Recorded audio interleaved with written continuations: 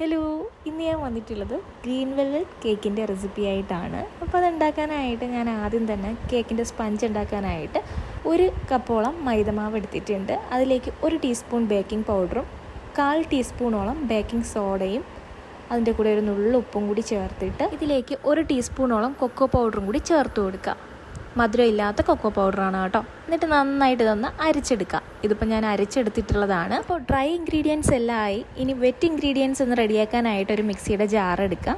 അതിലേക്കൊരു 3 മുട്ട, റൂം ടെമ്പറേച്ചറിലിരിക്കുന്ന ഒരു 3 മുട്ടയാണ് എടുത്തിട്ടുള്ളത്. ഇത് നന്നായിട്ടൊന്ന് അടിച്ച് പതപ്പിച്ചെടുക്കുക. അതിനുശേഷം ഇതിലേക്ക് 1 ടീസ്പൂണോളം വാനില എസൻസ് ചേർത്ത് കൊടുക്കുക. ഇതെല്ലാം കൂടി ചേർത്ത് ഒന്നുകൂടി ഒന്ന് അടിച്ചെടുക്കുക.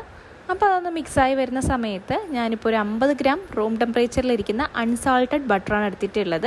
അത് ഏകദേശം ഉരുക്കി വരുമ്പോൾ ഒരു 1/4 കപ്പ് ഉണ്ടാവും. ഇനി ഇതിൻ്റെ കൂടെ തന്നെ ഒരു 1/2 കപ്പോളം സൺഫ്ലവർ ഓയിലും കൂടി ചേർത്ത് കൊടുക്കുക. നന്നായിട്ടൊന്ന് അടിച്ചിട്ടെടുക്കുക. അപ്പോൾ 1 മിനിറ്റൊക്കെ ഞാൻ അടിച്ചിട്ടുണ്ട്. അതിൻ്റെ കൂടെ നേരത്തെ തന്നെ ഒരു 1/4 കപ്പോളം പഞ്ചസാര ഞാൻ പൊടിച്ച് വെച്ചിട്ടുണ്ടായിരുന്നു. അപ്പോൾ അത് മുഴുവനും ഇതിലേക്ക് ചേർത്ത് കൊടുക്കുക. നന്നായിട്ട് ഇതൊന്ന് അടിച്ചെടുക്കുക. അപ്പോൾ ഇത് അടിച്ചെടുത്തിട്ടുണ്ട്. ഇനി ഇതിലേക്ക് കേക്കിന് കളർ വേണമെന്നുണ്ടെങ്കിൽ കളർ ചേർത്ത് കൊടുക്കുക. അപ്പോൾ ഗ്രീൻ വെൽവെറ്റ് കേക്ക് അല്ലേ, അപ്പോൾ ഞാൻ ഇവിടെ ഗ്രീൻ കളറാണ് എടുത്തിട്ടുള്ളത്. അപ്പോൾ നല്ല ക്വാളിറ്റിയുള്ള കളർ തന്നെ കേക്കിലൊക്കെ ചേർക്കാനായിട്ട് പ്രത്യേകം ശ്രദ്ധിക്കണം കേട്ടോ. അപ്പോൾ ഞാനിവിടെ ഒരു 1/4 ടീസ്പൂണോളം ചേർത്ത് കൊടുത്തിട്ടുണ്ട്. എൻ്റെ കയ്യിലിപ്പോൾ അവൈലബിൾ ആയിട്ടുള്ളത് ആപ്പിൾ ഗ്രീൻ ആണ് കേട്ടോ. അപ്പോൾ നിങ്ങൾക്ക് ഡാർക്ക് ആയിട്ടുള്ള കളർ കിട്ടുവാണെന്നുണ്ടെങ്കിൽ ഉറപ്പായിട്ടും അത് തന്നെ യൂസ് ചെയ്യാനായിട്ട് നോക്കുക. അപ്പോൾ ഇവിടെ കളറും കൂടി ചേർത്ത് നന്നായിട്ട് ഇതെല്ലാം കൂടി അടിച്ച് വെച്ചിട്ടുണ്ട്. ഇനി ഇതിലേക്ക് നമ്മുടെ ഡ്രൈ ഇൻഗ്രീഡിയൻസ് ചേർത്ത് കൊടുക്കുക. അപ്പോൾ കുറച്ചായിട്ട് ഡ്രൈ ഇൻഗ്രീഡിയൻസ് ചേർത്ത് ഇതുപോലൊരു വിസ്ക് ഉപയോഗിച്ച് നന്നായിട്ട് ഇതൊന്ന് മിക്സാക്കി എടുക്കുക. വിസ്ക് ഉപയോഗിച്ച് എടുക്കുമ്പോൾ ഒരുപാട് ഓവർ ബീറ്റ് ആവത്തുമില്ല. നമ്മുടെ കേക്കിൻ്റെ ആ ഒരു മിക്സ് കറക്റ്റായിട്ടൊന്ന് മിക്സാക്കി എടുക്കാനും പറ്റും.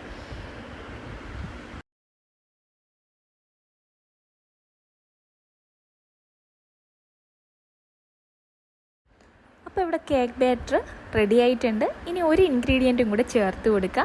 നമ്മളെപ്പോഴും കേക്ക് ഉണ്ടാക്കുമ്പോൾ കേക്ക് വെക്കുന്നതിന് തൊട്ട് മുമ്പ് തന്നെ ഒരു 1/2 ടീസ്പൂൺ വിനീഗറും കൂടി നമ്മുടെ ബാറ്ററിലേക്ക് ചേർത്ത് കൊടുക്കുക. ഇത് നമ്മുടെ കേക്കിനെ നല്ല സോഫ്റ്റാക്കി കിട്ടാനായിട്ട് ഹെൽപ്പ് ചെയ്യും.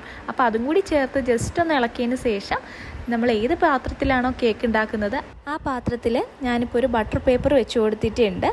ബട്ടർ പേപ്പർ ഇല്ലയെന്നുണ്ടെങ്കിൽ കുറച്ച് എണ്ണ പുരട്ടി കൊടുത്തിട്ട് അതിലേക്ക് കുറച്ച് മൈദപ്പൊടിയും കൂടി തട്ടിക്കൊടുക്കുക. അതിന് ശേഷം പാത്രത്തിൻ്റെ എല്ലാ ഭാഗത്തും മൈദപ്പൊടി തൂവിയതിന് ശേഷം മാത്രം നമ്മുടെ ഈ ബാറ്റർ അതിലേക്ക് ഒഴിച്ചു കൊടുക്കുക. അപ്പോൾ അവൈലബിലിറ്റി അനുസരിച്ച് ചെയ്യാം കേട്ടോ. ബട്ടർ പേപ്പർ ഉണ്ടെന്നുണ്ടെങ്കിൽ അതാണ് നല്ല ഈസി ആയിട്ടുള്ള സംഭവം കേട്ടോ. ഇവിടെ ഇപ്പോൾ ഞാൻ ബാറ്റർ മുഴുവനായിട്ടും ഈ പാത്രത്തിലേക്ക് ഒഴിച്ചിട്ടുണ്ട്.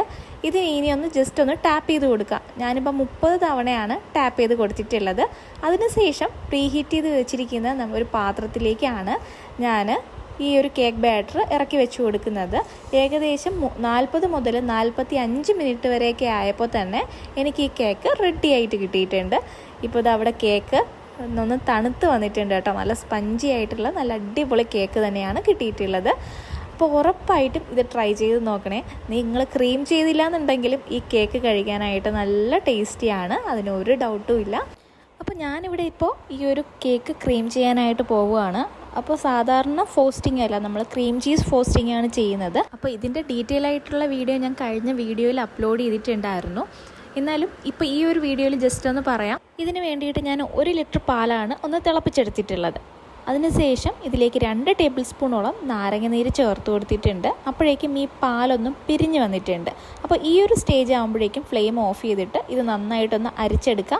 തണുത്തതിന് ശേഷം മാത്രം 5 മിനിറ്റ് ഒന്ന് ഫ്രീസറിലേക്ക് വെച്ച് കൊടുക്കുക. അതിനുശേഷം ഒരു മിക്സിയുടെ ജാറിലിട്ട് ഇത് നന്നായിട്ടൊന്ന് പൊടിച്ചെടുക്കുക. ഇനി ഇതിലേക്ക് കുറച്ച് വെള്ളം ചേർത്ത് കൊടുക്കുന്നുണ്ട്. എന്നിട്ട് ഇത് നന്നായിട്ടൊന്ന് അടിച്ചെടുക്കുന്നുണ്ട്.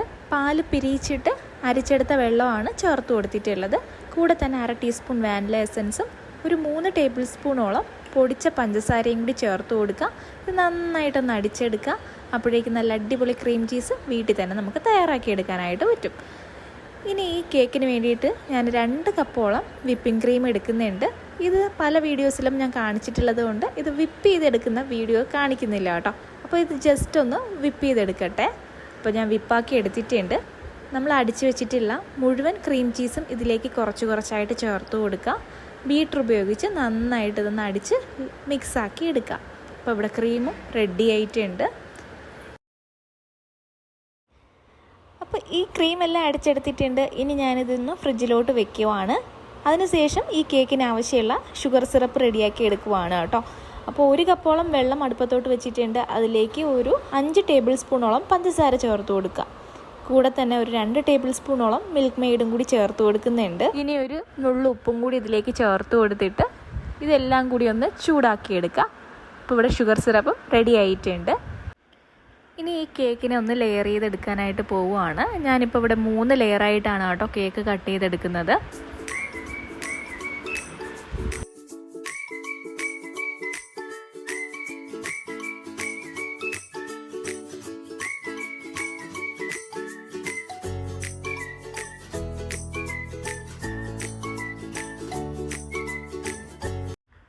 ഇനി ഓരോ ലെയറിലും ഷുഗർ സിറപ്പ് നമ്മൾ തയ്യാറാക്കി വെച്ചിട്ടുള്ള ഷുഗർ സിറപ്പ് ഒഴിച്ചു കൊടുക്കുക. അതിനുശേഷം ക്രീം ചെയ്യുക.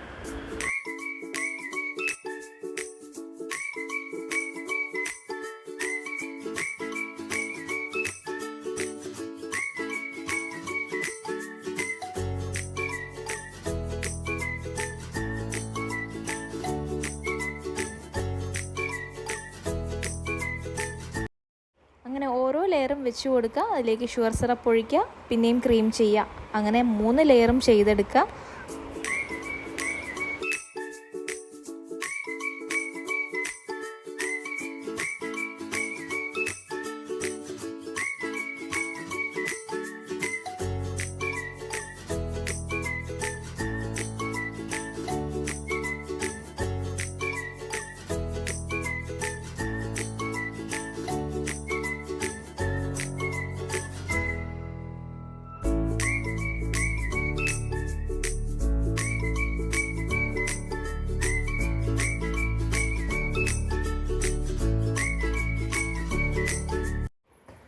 ഇപ്പോൾ ഇവിടെ എല്ലാ ലെയറും ക്രീമാക്കി എടുത്തിട്ടുണ്ട്.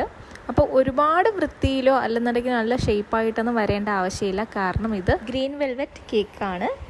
അപ്പോൾ ഗ്രീൻ വെൽവെറ്റ് കേക്ക് ആയതുകൊണ്ട് കുറച്ച് കേക്കിൻ്റെ ക്രംസ് ഇതിൻ്റെ പുറത്തോട്ടിട്ട് മുഴുവനൊന്ന് ഫില്ല് ചെയ്തെടുക്കുകയാണ് ചെയ്യുന്നത്. അപ്പോൾ അതുകൊണ്ടാണ് ഞാൻ പറഞ്ഞത് ഒരുപാട് ഷേപ്പിലും കാര്യങ്ങളിലും ചെയ്തില്ലെങ്കിലും പ്രശ്നമൊന്നുമില്ല എന്ന്. ഇപ്പോൾ കേക്കൊക്കെ ഇവിടെ കംപ്ലീറ്റ് ആയിട്ട് ക്രീം ചെയ്തിട്ടുണ്ട്. അപ്പോൾ ഞാനിവിടെ ഇപ്പോൾ 2 കേക്ക് ഉണ്ടാക്കിയിട്ടുണ്ട് കേട്ടോ. ഞാനിപ്പോൾ വീഡിയോയിൽ ഒരു കേക്ക് കാണിച്ചിട്ടുള്ളതെന്നുണ്ടെങ്കിലും ഞാനിപ്പോൾ ഇവിടെ ഇന്ന് ചെയ്യുന്നത് 2 ടയർ കേക്കാണ്. ഒരു ബർത്ത്ഡേക്ക് വേണ്ടിയിട്ടാണ് ചെയ്യുന്നത്. അപ്പോൾ ഞാൻ ഉണ്ടാക്കിയ 2ാമത്തെ കേക്കിൽ നിന്ന് കിട്ടിയിട്ടുള്ള കുറച്ച് പോർഷൻസാണ് മിക്സിയുടെ ജാറിലിട്ട് ഒന്ന് കറക്കിയതിന് ശേഷം ഈ ഒരു പാത്രത്തിലേക്ക് ഇട്ട് ജസ്റ്റ് ഒന്ന് റോസ്റ്റാക്കി എടുക്കുന്നത്. അപ്പോൾ ഇത് നമ്മുടെ കേക്കിൻ്റെ പുറത്തൊക്കെ ഇങ്ങനെ തൂവി കൊടുക്കുമ്പോൾ നല്ലൊരു ഭംഗിയായിരിക്കും. അങ്ങനെ വരുമ്പോൾ മാത്രമേ അത് ഗ്രീൻ വെൽവെറ്റ് കേക്ക് ആവത്തുള്ളൂ. ഇനി ഈ കേക്കിൻ്റെ മിഡിൽ പോർഷനിലോട്ട് ഞാനൊരു അടപ്പ് വെച്ച് കൊടുക്കുവാണ്. ആ പോർഷനിൽ മാത്രം കേക്കിൻ്റെ ക്രംസിൻ്റെ ആവശ്യമില്ല. ഈ കേക്കിൻ്റെ ബാക്കി പോർഷനിൽ മുഴുവനും ഇനി ആ കേക്ക് ക്രംസ് ഇട്ട് കൊടുക്കാനായിട്ട് പോവുകയാണ്.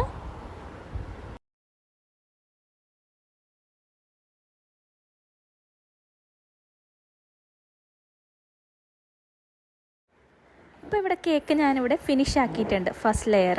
അടുത്ത ലെയർ കേക്ക് ഇതിൻ്റെ പുറത്തോട്ടാണ് വെച്ച് ഡെക്കറേറ്റ് ചെയ്യുന്നത്. അപ്പോൾ അതിൻ്റെ വീഡിയോ ഞാൻ എടുത്തിട്ടില്ല കേട്ടോ, ടൈം ഇല്ലാതിരുന്നത് കൊണ്ടാണ്. അപ്പോൾ വീഡിയോ ഇഷ്ടമാവുകയാണെങ്കിൽ ഒന്ന് സബ്സ്ക്രൈബ് ചെയ്യുക.